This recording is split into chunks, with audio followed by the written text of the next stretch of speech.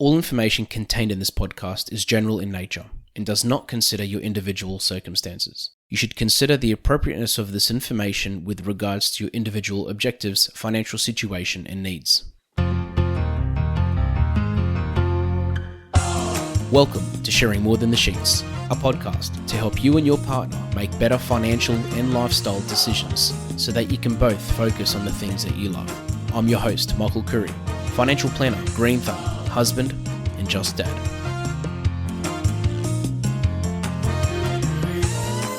The other day, we were having our weekly staff meeting and Tash, our paraplanner, broke the news to the whole team that there's another Michael Khouri that exists in Queensland.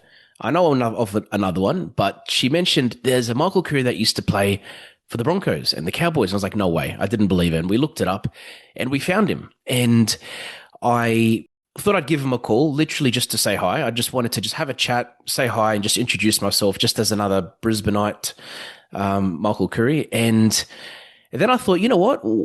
When I learnt more about what he does in his business, I thought I'm going to have him on the podcast to talk about what he does today. So, ladies and gentlemen, I'd like to welcome to the podcast, Michael Khouri. Thank you, Michael. Very happy to be talking to another Michael Coorey. Yeah, there's not many of us. And I know you go by Mick Khouri these days, probably more than Michael Khouri, but it doesn't matter.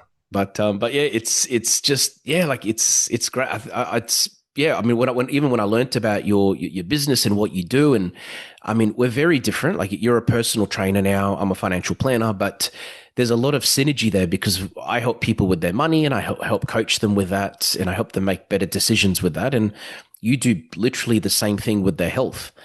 And we both seem just as passionate as each other. Like, when I was talking to you on the phone the other day, I could see that you really enjoy it, and I could see that it's something that, you know, means a lot to you and that you've been doing it for a while. But before we get into that, just very briefly, I just thought I'd, give you just, if you could just over a few minutes, just sort of share just your background with the NRL, playing for the Cowboys and the Broncos, and just what led you to doing what you do today. Yeah, sure. So, back when I finished school, I had a goal of playing professional rugby league. So my sights were set on that, since a young age, growing up in Warwick and playing in the juniors. And anyway, my mum and dad, they ended up sending me to Nudgee College in Brisbane, and I was a boarder there for 5 years. And so in that time, I worked as hard as I could, and I achieved playing rugby union. That was our sport at Nudgee College. So I had a goal of making the first 15 there, and I achieved that and had to work very hard for that. I didn't have a lot of natural talent, but at the end of the day, if you work hard enough and you have goals and you set yourself where you want to be, then usually you can achieve that. So I did that, and then when I left Nudgee College, I went back to Warwick and kept working hard, kept on just going to the training oval and doing my own training and to the gym and that, and then my achievements started coming with just in the local area, making some representative sides with the Toowoomba district, and then I made a couple of rep sides from a state carnival, and made it through to the Queensland under-19 side, and then through to the Australian under-19 side after that, and that went on for quite a while on that. And then from making that side, most of the players in that side had NRL contracts, so that's where I ended up finally reaching my goal and signing an NRL contract to go up to the North Queensland Cowboys in Townsville. That was so I went up at the end of 1994, and the Cowboys they started their first year in the national competition in 1995. So that was very exciting for me. And I like that you've really mentioned, Mick, and you highlighted as well, and that you're not ashamed to say, is that you had to work hard to to get there? Like, so you're saying you didn't have natural talent, as in like you obviously had some natural talent, but you're saying that straight off the bat you weren't one of those kids that were just naturally really good at everything. No, It's one no, of those not at things where you all. had to really work on it. Yeah. And I'm still working hard. We all are. Yeah. We all are, honest. And what I like is that, it's you didn't just, it wasn't just the Cowboys, it was the Broncos, and you represented Lebanon 3 times, and I think, just over the years, as I've interviewed athletes and spoken to athletes, I think it's like any form of success, whether it's business success or success in sports. It's like that iceberg theory. Everyone sees the part that's above the water, but no one sees all the hard work that's below it. Yeah, exactly. Yeah, lot of hours spent in the like I said, on the training oval, and not in the like in the party room or nightclubs and that. Like a lot of other young people coming out of school, they don't want they want things and that, but they don't want to work hard enough for them, and that's the difference between, I suppose, an individual reaching their goal and someone that's got all the talent in the world. Just kind of, things pass on, and then they, things could have been for them, but it didn't happen. So, yeah. Yeah. And at what point did you decide to move into personal training? Well, I didn't really. When I was down in Sydney, I did a TAFE course called Gym Instruction, and at the time, I think the club was organising different TAFE courses and that for the players to do and that. So I chose the gym instruction because, yeah, like you said earlier, I had a passion for training really hard, and yeah, it just appealed to me, the name of it, and yeah, so I went and did that. I was also working down in Sydney because I was only playing reserve grade, so that was a way of getting some income. And yeah, so when I went to TAFE and I did this gym instruction course and I finished that, and yeah, just, I mean, I didn't think too much of it. And then once I left Sydney, that I was only down in Sydney for a year. I came back to Brisbane, and then I was at the Brisbane Broncos then for 3 years, mainly playing with the feeder club, the Toowoomba Clydesdales. And at the end of my time with the Broncos, I had to think about, because I had a lot of injuries and that, so it's coming to an end, and I had to think about what I was going to do. And I'd never really thought about what I was going to do after football until it got near. So I thought, oh, I've done that gym instruction course, and then I started talking to a few people, my friends, a couple of people that I met through like the Broncos and that, and then I started, yeah, just with a couple of people that were close to me at the time, and yeah, that's how I yeah, started that off as a personal trainer, which wasn't very personal training wasn't like a big thing back then, but I just got into it, and yeah, I made it my big thing, and it's like, obviously, it's been my life after football since, yeah, in all this time, which has been like 23 years now. So, yeah. Yeah. I think as well, because and this is just, I'm just guessing and just looking at, looking from the outside, but I feel like maybe because you worked so hard improving yourself, and obviously you got a kick out of it, not a kick out of it. Like it was very, like it, the word's not coming to me, but basically it was something that you were passionate about, and it was very fulfilling. That's the word. And I'm guessing you get the same fulfillment from helping others push themselves and helping others improve themselves. And Yeah, of um, course. And that's what I love. I love seeing individuals get the best out of themselves, and that obviously they come to me for a reason, and that's for their health and fitness. And yeah, and yeah, so I mean, that's what I'm there for. I'm there to teach them what I learned along my journey in rugby league, and that was how to train hard. And when someone trains hard, achieve they achieve their goals, and they look at themselves in the mirror, and they and the way they feel just like just from day to day, like health wise. Yeah, so the way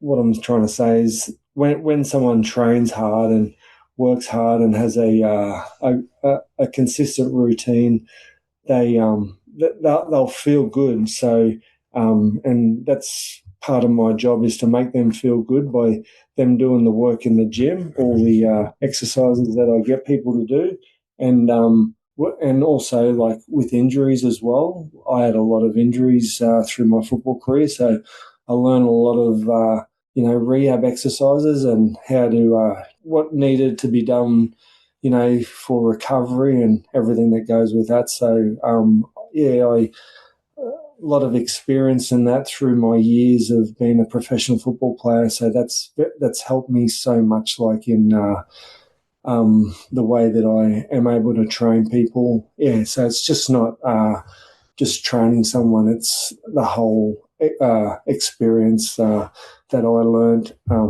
Yeah, I'm very happy to be able to pass on, and yeah. So That was literally that's connecting to literally what my next question was going to be.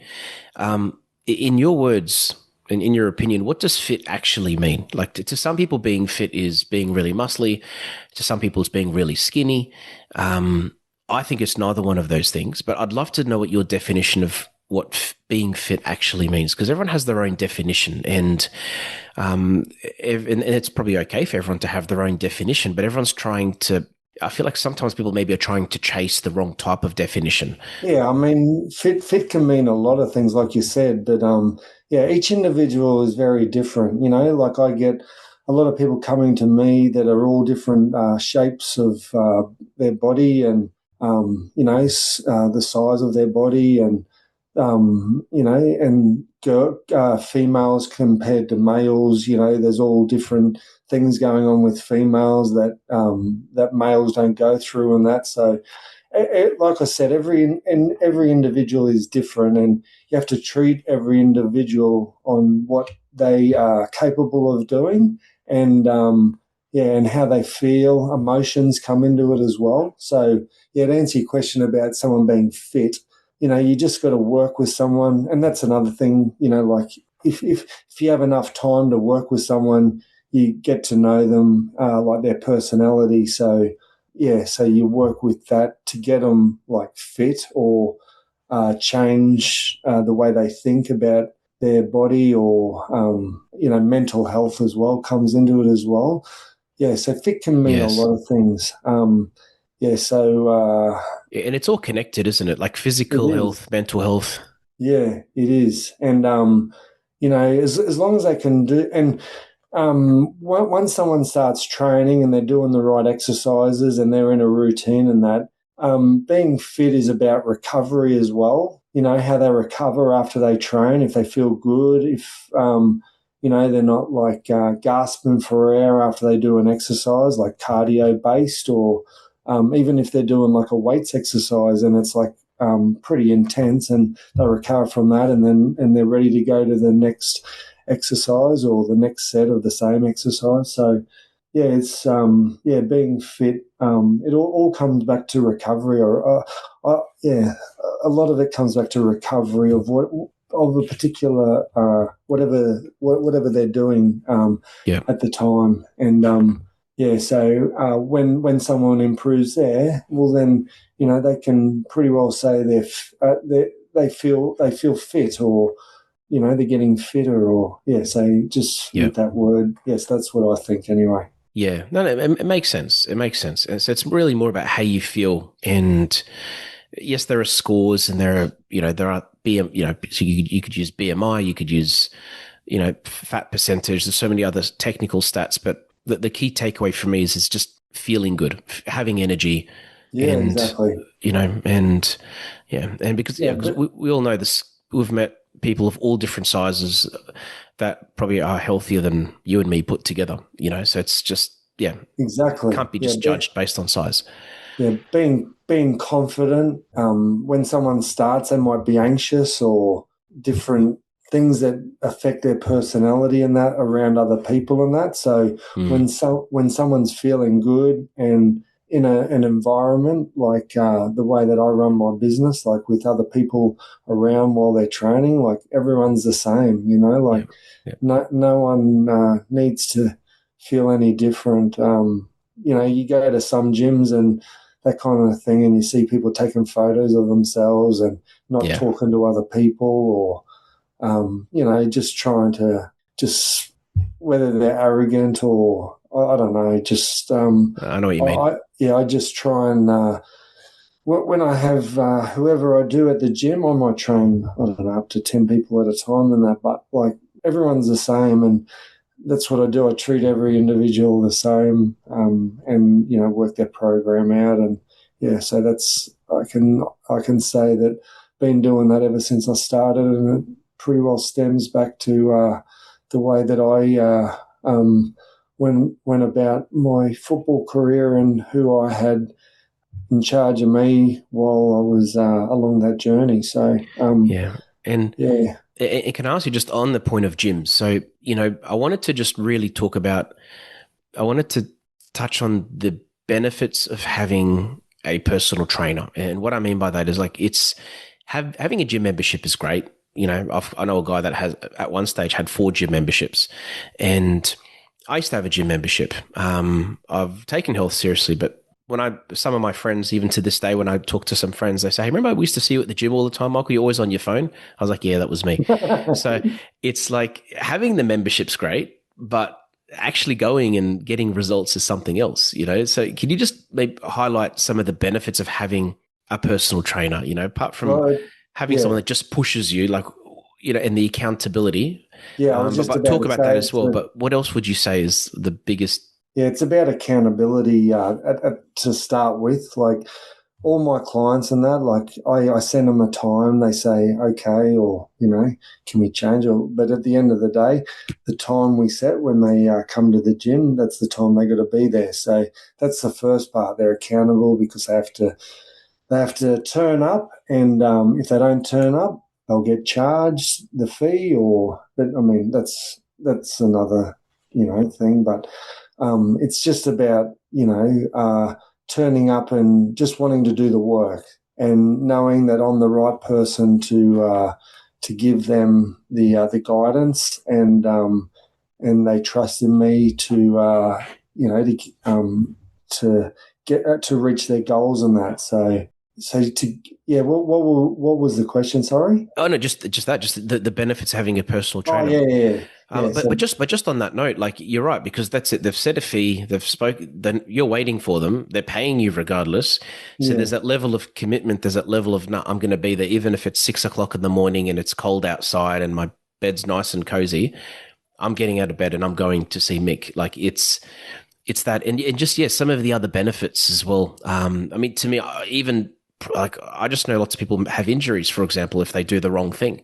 yeah, exactly. So when someone turns up, I'll know what they can and can't do. So the benefits of having a personal trainer is knowing the right exercises, the right exercise prescription that an individual needs, as well as the motivation that comes with someone just being there, not necessarily like yelling at someone, and just knowing that they know that I'm there, and if they're not doing the right form for an exercise, they know that I'll be saying something. So they don't want me talking all the time, trying to correct them, and that most people, they do their best, and when they're not doing their best, that's when it's time for me to come in and say something, or correct their form, or just push them a little bit harder, just like to the individual that knows that I know that responds to that. And in saying that, not everyone likes to be pushed to their limit, and that. So you got to kind of understand, individuals are so their goal is to go to the gym and do exercise and that, and you got to respect that that's all they want to do. They don't want to be like an Olympian or a professional sports person.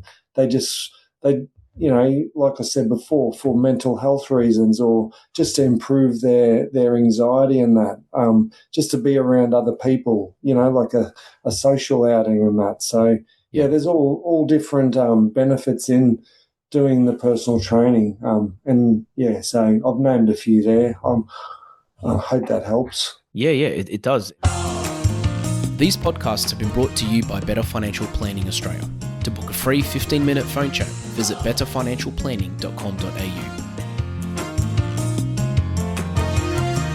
I think the two biggest, like when I talk to people about because I'm really passionate about fitness. Like I'm not an expert in any way, shape, or form, but I'm really passionate about exercise, fitness. I've actually been doing Pilates for the last 3 years, and it's made a massive difference to me, to my life, massive difference. And when I talk to people about it, two of the biggest objections I usually get, when I say people, I mean like whether it's a friend or a client or anyone. I'll even talk to randoms about it on the street and be like, hey, you exercise? But two of the biggest objections are usually A, I'm too busy, or B, it's too expensive.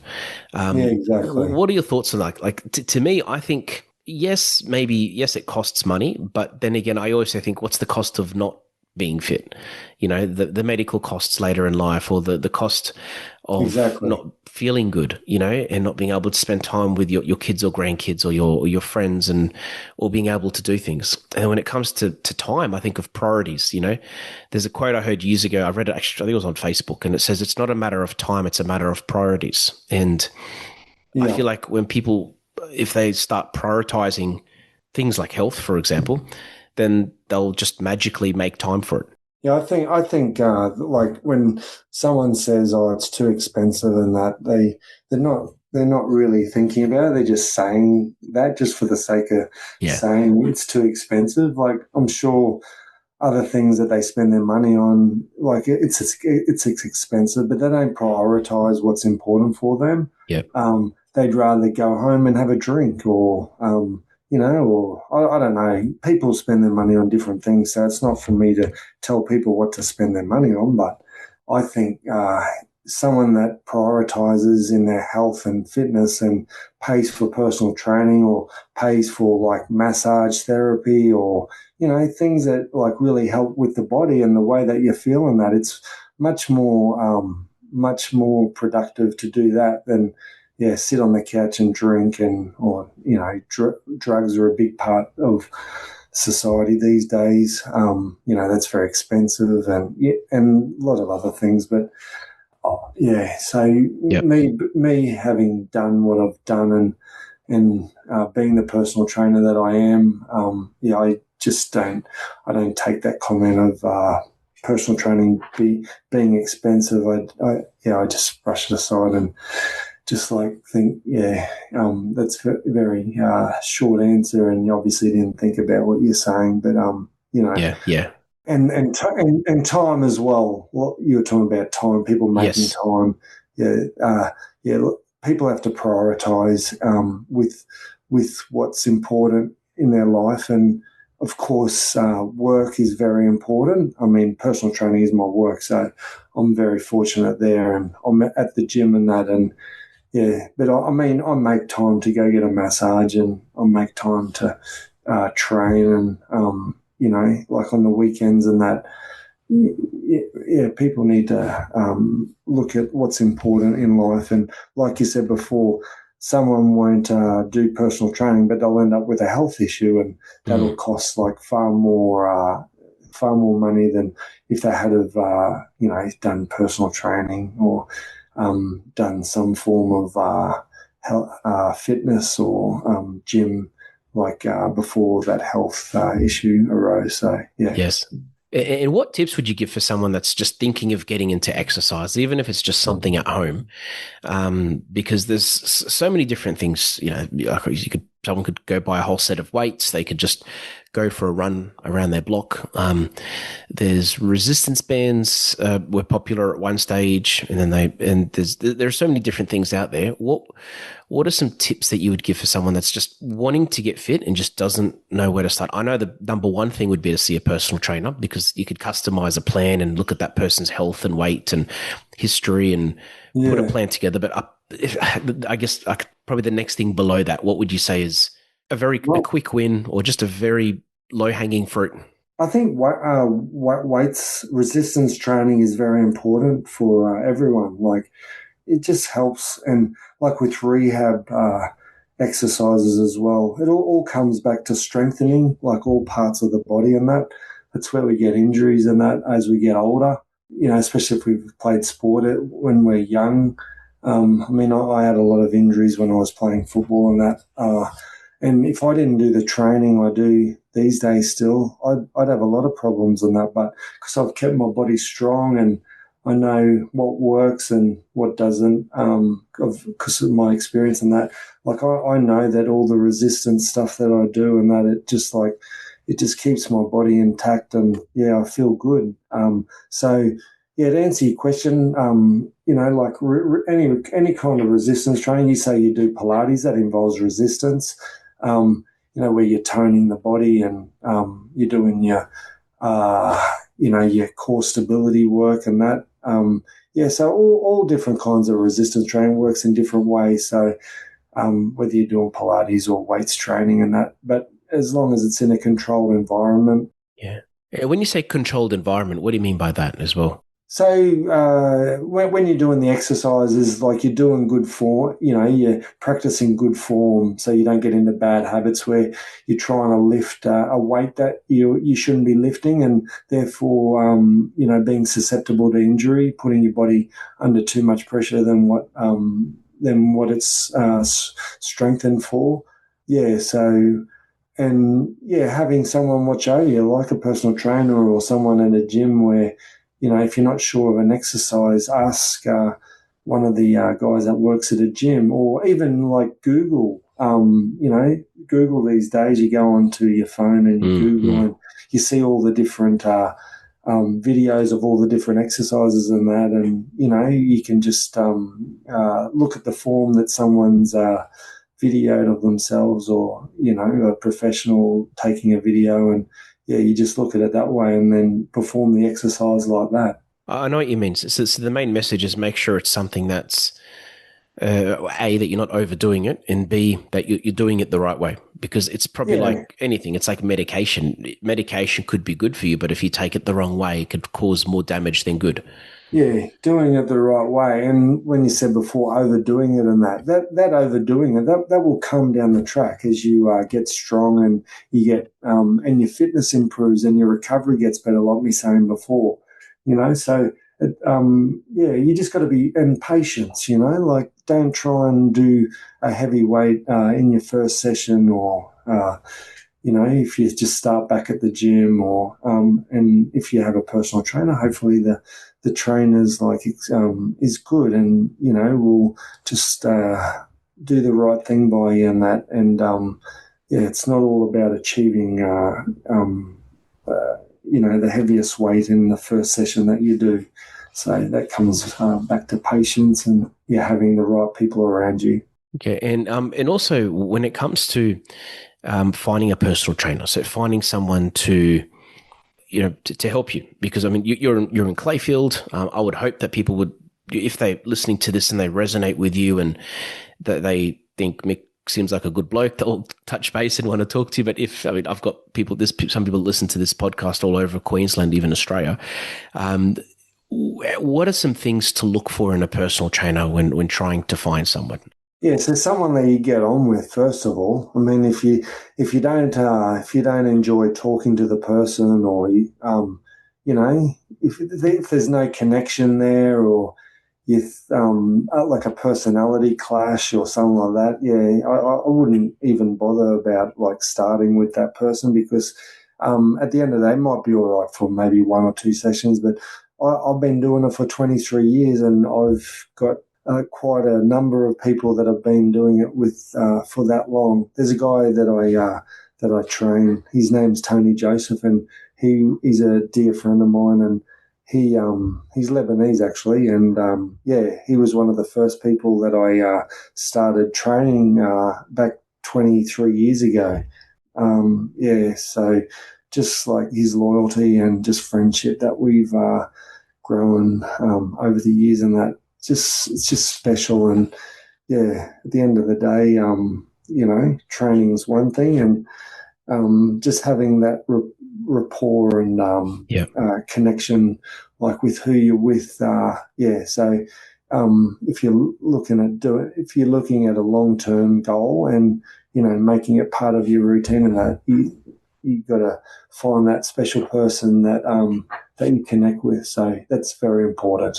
Yeah, that makes sense. That's good advice, because I think it's the same with me. Like, I've got clients that listen to this and they, they resonate with me and they touch base, and I sit with them and they tell me they've listened to several episodes, and we get along straight away. And I'm sure there are some people that listen to this podcast and they may not resonate with me, and they might find someone else that is a better fit for them, and Yeah, that's yeah, fine. So that's, I agree. I think that's a big one, because if you have a personal trainer that's there, that's in your corner, working with you, pushing you, they're in the good times, they're in the hard times. It makes a big difference if you get along with them and you could relate to them, because like what you said, they become more of a friend than anything. yeah. You don't want a personal trainer that's looking at himself in the mirror and not you. Yes. Yep. 100%. 100%. And I'd never do that, Michael. no, not at all. Not at all. Yeah. Anyway, let's keep going. I was going to say, anyway, there's one last question I wanted to ask you. My son Harry does it, but I don't do it. He's going to hear this, right? I don't know. I don't know where my son Harry gets it from. Must be his mother. I wanted to ask you as well, like, one last question, just when it comes to personal training. I wanted to talk about food and recovery. What tips would you give? Because, I've heard the saying, and we all have that, it's fitness is more about what you eat. Yeah, that, and it's more about what you eat than the actual exercise. And I know you're not a nutritionist, but are there any just really basic tips that you'd give there to someone, just from a nutrition point of view, just some very basic tips, but secondly, even from a recovery point of view, like protein shakes, or what to avoid before a workout, what to have before a workout, what to have after a workout, just. Well, I always preach at the gym to all my clients that they shouldn't be drinking the night before they train. So that's one big tip, just to start with, and then just like a balanced diet, like good nutrition. Most people know what's good and what's wrong, like food that's got a lot of sugar in it and that. Well, usually if someone's eating a lot of food that's bad and they put weight on, it's usually a result from eating a lot of sugary foods, or just processed foods. Just those different types of food that we know that we shouldn't eat, but we do, like greasy foods, fried food. Just we all know, but sometimes we just choose to ignore, and before you know it, it gets out of hand, and you're looking for a get out very quickly. So, and then some people spiral and they can't get out, and then it ends up really bad, and that's when health conditions come into it, and so fruit and veg, and like I said before, if you're not sure on the right type of foods to eat, just Google it and that, and see, it usually tells you if it's a healthy choice. I mean, I'm no nutrition, but I had a nutritionist work at my place a good while ago, Kylie Morris, and Alexandra Lindbergh. She was working under her. So any time now I have someone that needs to see a nutritionist, and that, I just send them to Alex, because Kylie's no longer working as a nutritionist anymore. So yeah. But I like that tip. Just try to avoid sugar, because I think that's a quick win, especially 10 o'clock at night. And what about like anything pre-workout, post-workout, even just like protein in general? Like, it's because there are so many different types of supplements out there. I haven't taken some in years, but I remember going to the supplement store and there's literally a supplement for everything. Yeah, I used to take protein shakes and all that, like when I was, during my football career and that. But ever since I stopped playing football and and started doing the personal training and that, yeah, just haven't really, I might have like a protein shake, like if I'm at a supermarket, one of those ones that you buy in a bottle or Yeah. something like that. But that's just to fill a hole. Yeah, I just consistently, I just try and do healthy choices. Like I Yep. said, yeah, if you follow that and you eat like the right meats and all, I think there's plenty of nutrition in all those different foods and that to give you what you want rather than do the protein. But I'm sure they help like as well. But yeah, I'm not really an expert in that No, sort of thing to and of advise course. on. Yeah, Yeah, no, I get that. And it's probably wise not to hand out nutritional advice because you're right. You need to, yeah, if you're not qualified for it. But no, I think avoiding sugar is a big one. And I think just probably consulting people before you take them. I'll tell you a funny story. Once, I think I was in high school. No, I would have been I was in uni, and I went to the gym. I went to the supplement store, and he gave me this little sachet, like a pre-workout stuff. It's a red sachet, and I forgot what it was called, but I think it was popular at the time. And he goes, "Oh, this is good. It's a good pre-workout." So okay, so I got to the gym late at night. Finished work. I was working late back then, and it was like 8 o'clock, and the gym, I thought it closed at like 10 o'clock. So I took this pre-workout, and it tasted really sweet, and suddenly I just got this fizz of energy. And I went into the gym pumped. I was like, "Yep, this is going to be the best workout of my life." And she says, "Oh, the gym closes in 15 minutes." I'm like, "What?" And I got the days mixed around. So the gym literally closed in 15 minutes. I went in, did 15 minutes of whatever I could, got out. I was still buzzing with energy, and I literally ran around my suburb like Forrest Gump for about 2.5 hours trying to get rid of this energy. Because I was like, I'm not going to sleep if I don't do this.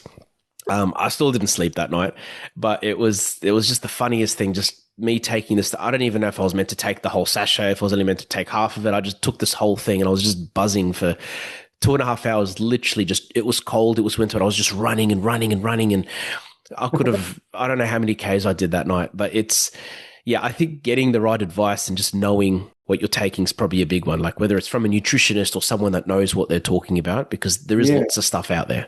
Yeah, and different individuals, can be prescribed um, different foods and that. So that's why Yep. it's important because the makeup of their body can be, different. So Yes. yeah, so And every program for each individual. and lastly, Mick, I just wanted to ask you if anybody wants to get in contact with you. Can you just tell us a little bit about your business and how they can get in contact with you? Yeah, so my personal training studio is on 15 Oriel Road in Clayfield, and in Brisbane. And yeah, I've been there for 20. Sorry, I've been there for 18 years, and yeah, a lot of it's been word of mouth. And I got a website, Mick Khouri Health and Fitness.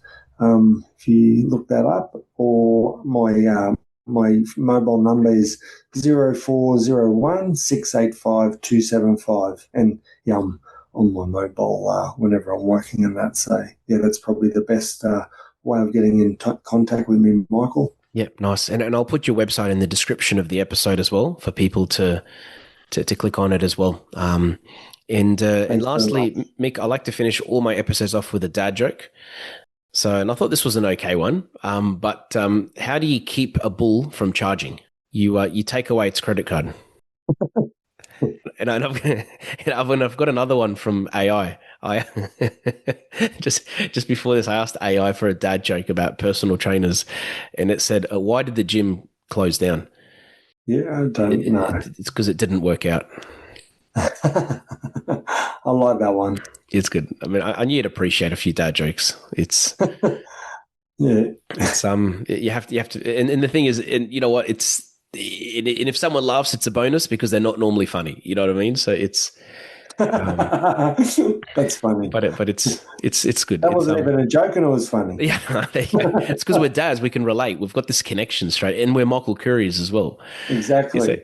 Yeah, Yeah. but no, Mick, thank you so much for coming on. I really, really appreciate it. It means a lot, and yeah, You're welcome. it's just I can't wait to it'll be good to catch up for a coffee soon as well, actually, face to face properly and to meet you. But either way, please keep it a good, keep up the amazing work, and I wish you all the best.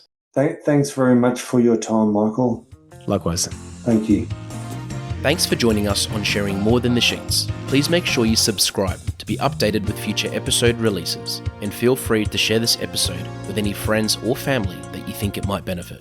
Please visit us at sharingmorethanthesheets.com.au to submit questions or requests for future podcast topics.